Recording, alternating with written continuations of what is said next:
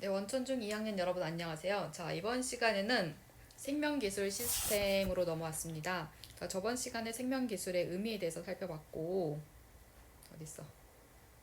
생명기술의 의미에 대해서 살펴봤고, 그 다음에 생명기술의 특성 6가지에 대해서 이렇게 쭉 알아봤을 거예요.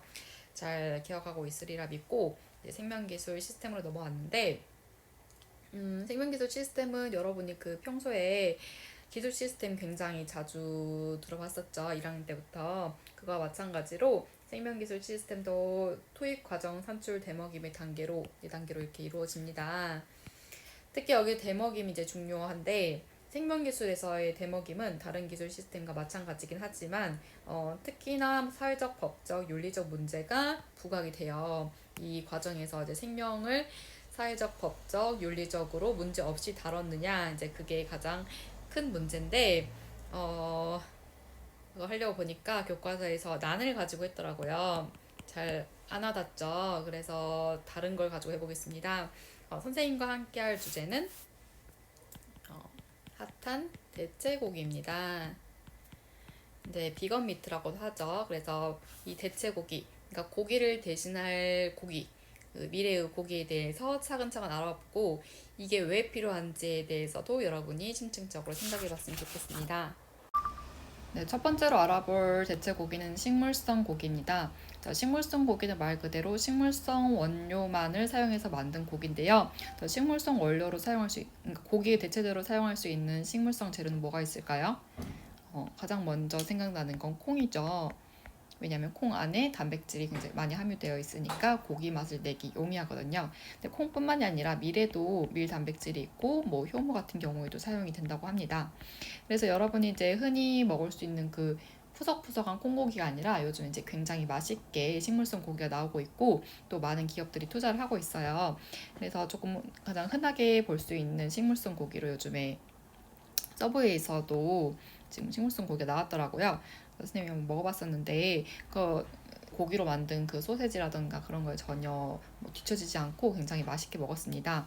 그래서 이거를 뭐 얼터밋 샌드위치라고 하는데 여기는 이제 콩을 주로 사용하고 있고 100% 식물성 원료만 사용하는 대체육이라고 합니다. 그래서 우리나라에서도 지금 채식주의자가 굉장히 늘어나고 있어서 채식주의자들도 흔하게 즐길 수 있도록 이렇게 패스트푸드점에서도 만들어져 있고요. 그 다음에 여러분 한 번쯤 들어봤을 게 비욘드 미트예요. 이제 이 빌 게이츠까지 투자를 했다고 알려져 있는데 이 비욘드 미트 같은 경우에는 한 3, 4년 전에 이제 개발이 됐어요. 그래서 임파서블 푸드사에서 만든 비욘드 미트사로 그 약간 식물성 고기 스타트업 회사 중에서 가장 빵 터진 이제 회사의 제품이에요. 최근에는 우리나라까지 이제 수입이 되어서 마트에서도 만날 수가 있고 그 이전의 콩고기에 비해서 굉장히 고기 맛을 잘 구현했다고 해서 인기를 끌었습니다. 왜냐면 여기에 이제 육즙이나 막 피냄새까지 난다고 할 정도로 진짜 고기에 가까웠다고 해요. 근데 이 얘기를 왜 하냐면, 자, 그동안 식물성의 고기가 물론 그 채식주의자들과 그리고 다양한 이유에서 고기를 먹지 못하는 사람들을 위해서 굉장히 좋은 대체제였는데 그럼에도 불구하고 고기의 맛을 따라잡지 못했어서 콩고기는 약간 욕을 먹고 있는 그런 느낌이었어요. 근데 이제 그걸 좀 극복해서 그 채식주의자라면 맛없는 고기를 먹는 게 아니라 대체육이라도 맛있게 만든다는 그걸 초점을 맞춘 제품이라서 인기가 있었고 이게 그 비욘드 미트인데 이제 시식을 하면서 굉장히 많이 맛에 대해서 연구를 했다고 해요. 그래서 육식주의자들도 전혀 느끼지 못할 정도로 맛있는 고기를 만들겠다고 포부를 가지고 나온 고기들이고 굉장히 많은 투자를 받고 지금도 아주 상승세에 있습니다. 네, 그렇다면 이러한 식물성 고기는 왜 필요한지 뉴스를 통해서 알아보도록 하겠습니다. 피자와 햄버거, 소세지, 그리고 스테이크까지 이 불판 위에서 지글지글 구워지는 모습 보기만 해도 군침이 도는데요. 네. 우리 침샘을 자극하는 이 소고기가 지구온난화의 주범이라는 사실은 알고 계셨나요? 글쎄요. 주범까지는 잘 몰랐는데요. 네, 정확하게 말씀드리면 소가 내뿜는 이 메탄가스가 지구가 뜨거워지는 데 영향을 미친다고 합니다. 소나 양처럼 되색이 많은 반추동물이 소화하는 과정에서 메탄가스가 발생을 하는데요. 네. 이 대부분 트림이나 방귀로 배출이 되는데 그 양이 얼마나 되겠어 하시겠지만 우리가 생각하는 것보다 훨씬 더 많습니다. 네. 이 뒤에 화면을 보시면요. 소고기 225g에서 발생하는 온실가스 양이 자동차 한 50여 대가 1.6kgm를 이제 주행하는 데 발생하는 것과 비슷한 양입니다. 어마어마하네요.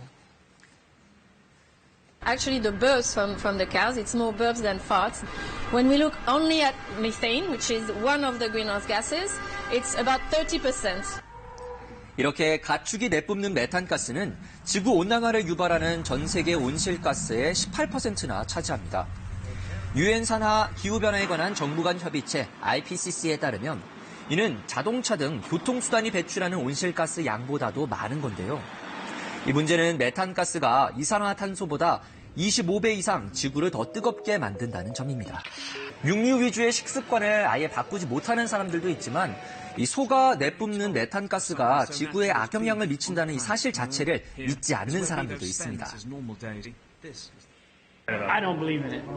There'd have to be a drastic change in our weather because I don't feel that our drastic change. Yes, we go through some droughts, but that's 믿고 just a 싶지 normal 않겠죠. period. 네, 이제는 믿으셔야 할 것 같은데요. 하지만 이 과학계에서는 소 사육두수와 소비를 줄이지 않으면 식량 위기마저 초래할 수 있다고 경고하고 있습니다. 네. 소 사육두수와 소비를 줄이지 않으면 식량 위기가 온다. 이게 어떤 인과관계죠? 네, 이 화면을 보시는 것처럼 네. 1kg의 소고기를 만들기 위해서 곡물 7kg이 필요합니다. 이 전 세계 9명 가운데 1명이 굶주리고 있는 가운데 현재 경작지의 3분의 1이 이 사람이 먹을 식량이 아니라 이렇게 가축의 사료를 위한 곡물을 그러네요. 재배하고 있는 겁니다. 예. 기후 변화와 또 인구의 증가로 경작지 면적 또한 점점 줄어들고 있습니다. 지금과 같은 방식의 축산이 계속된다면 식량 부족 사태를 언젠가 피할 수 없게 되는 건데요. 영국 옥스퍼드대 연구팀은 소고기 소비량을 지금의 90% 이상을 줄여야 한다고 지적했습니다. You shouldn't have more than one serving of red meat, which includes beef and pork, per week. So the more plant-based you go, the healthier and the lower in environmental impacts. 연구팀은 대신 콩과 견과류를 넣은 식단을 짜라고 조언을 했습니다. 근데 90% 줄인다는 건 거의 고기 그렇죠. 끊다시피 하는 건데. 상상만 해도 힘드시죠. 예. 당장 끊을 수는 없잖아요. 혹시 대안으로 나온 건 없나요? 혹시 신윤주 앵커는 이 맛만 괜찮다면 인공적으로 만든 소고기 드실 생각 있으신가요? 글쎄요. 맛을 보고 나서야 결정할 수 네. 있을 것 같은데. 제가 한 10년 전에 한 채식주의 그 식단에서 먹어본 적이 있는데요. 네. 그때에 비해서 고기 실력이 발전이 돼서 요새는 이 고기가 없는 고기, 이른바 가짜 고기가 미국인들 사이에서 정말 큰 인기를 누리고 있다고 합니다.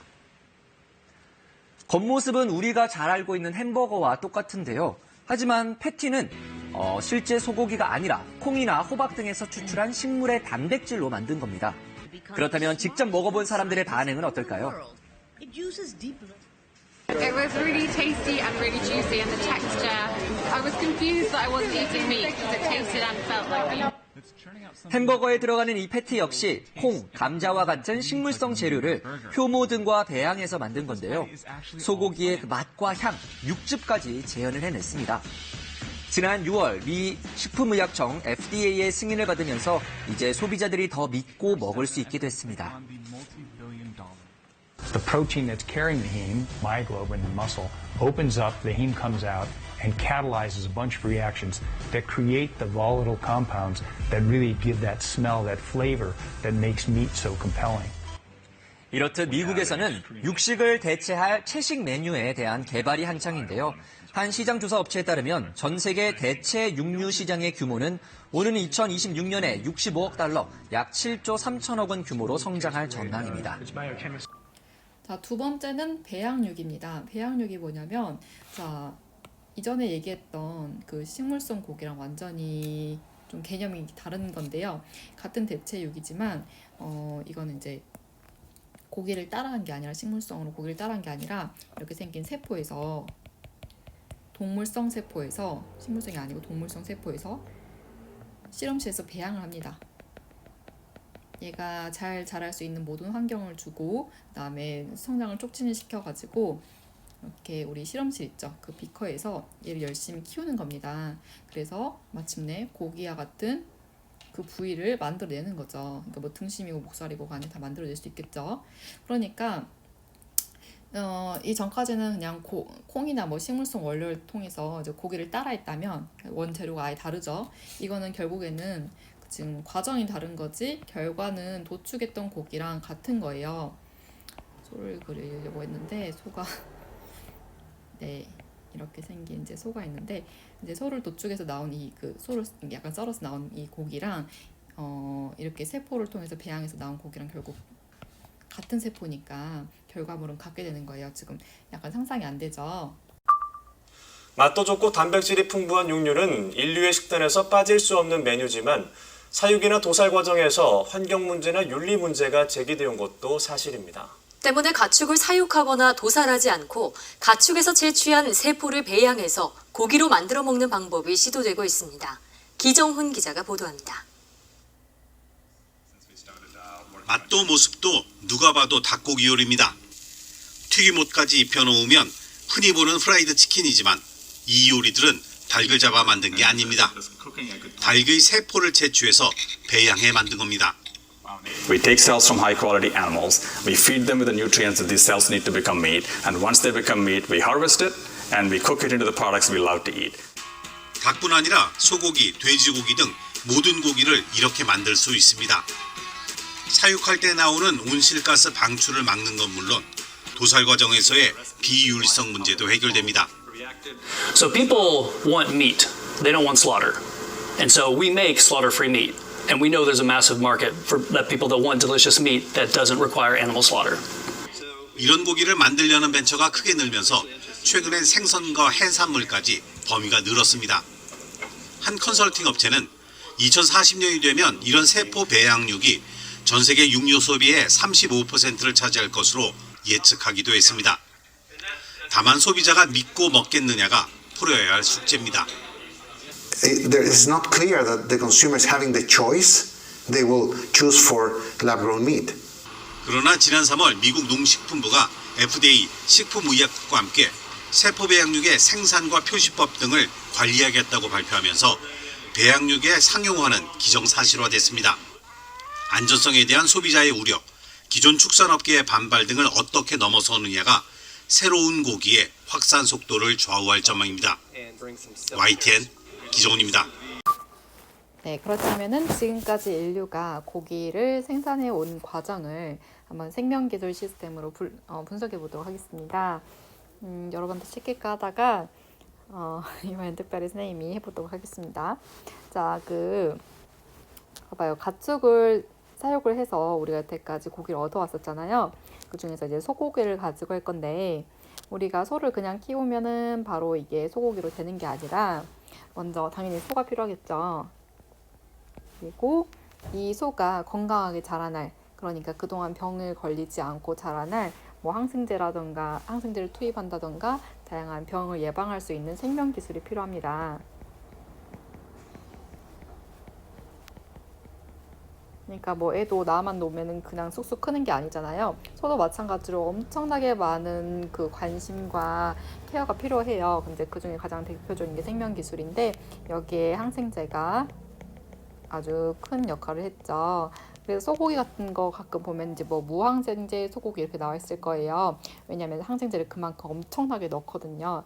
근데 항생제를 이렇게 많이 넣다 보면은 그 염증에 대한 면역 반응이 생기지가 않아가지고 우리 몸에 해로울 수밖에 없는데 그걸 막기 위해서 이제 무항생제 고기라고 나온 거고 무항생제 고기가 나오려면 이제 좀 더 많은 케어가 필요하겠죠. 그래서 비싼 거예요. 자, 그 다음에 이제 소가 그냥 커요. 또 뭐 먹어야겠죠. 그러니까 다양한 뭐 사료가 필요할 거고 그리고 축사가 필요하겠죠. 이렇게 등등이 필요할 거고 그러면 그 과정은 이제 소를 키우는 거. 먼저 소를 키우겠죠. 그 다음에 도축을 하겠죠. 그리고 깨끗한 환경에서 소를 키우는데 뭐 병이 걸리지 않도록 다양한 케어를 해줄 거고 도축을 한 다음에 이제 유통을 하겠죠. 그러면은 이제 우리가 4번이 아니겠네. 우리가 이걸 구입을 한다던가 아니면은 이제 그 레스토랑에서 구입을 해서 이제 요리를 해서 나오겠죠. 그러면 이제 그거를 음식으로 우리가 먹게 될 겁니다. 그런데 우리가 뉴스에서 방금까지 많이 봤듯이 이 과정에서 굉장히 많은 문제가 생겼죠. 가장 큰 문제가 뭐예요? 가장 큰 문제는 아니죠. 여러 가지 문제가 생겼는데 그중에 가장 대표적인 게 환경 문제였죠. 자, 소가 트름을 하거나 이제 방구를 끼면은 메탄가스가 발생이 돼서 이게 온실가스다 보니까 큰 문제가 되었고, 그 다음에 얘가 먹는 이 사료가 보통 곡식이잖아요. 이걸 만약에 그냥 사람이 먹었으면 그 많은 기아 문제가 많이 해결이 됐을 텐데 이 소고기를 생산하기 위해서 들어가는 사료로 들어가는 그 곡식 때문에 그 기아 문제가 해결되지 못하는 부분도 있어요. 그러다 보니까 식량 부족,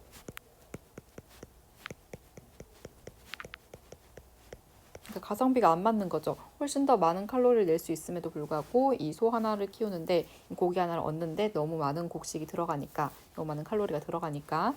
그 다음에 세 번째, 그다음 동물 복지 문제죠. 이제 윤리 문제로 넘어가는데 동물이 사육이 그렇게 잘 되고 있는 게 아니라 정말 좁은 축사에서 이런 성장 촉진제를 맞아가면서 항생제를 맞아가면서 굉장히 열악한 환경에서 자라고 있어요. 그리고 이제 되게 빨리 이제 도축을 하기 위해서 이제 성장 촉진제를 넣는 거고, 인간적인 환경이 아니라 아주 좁은 곳에서 자라다 보니까 스트레스가 너무 많죠. 동물 복지 문제가 항상 대두되고 있습니다. 그리고 우리 지금 코로나도 마찬가지인데 안전 문제입니다. 왜 안전 문제가 나오냐면은 여러분 그 굉장히 자주 나오는 뉴스 중 하나가 동물들의 전염병이죠. 뭐 구제역이라던가 AI, 인공지능 말고 조류독감, 그다음에 돼지 콜레라,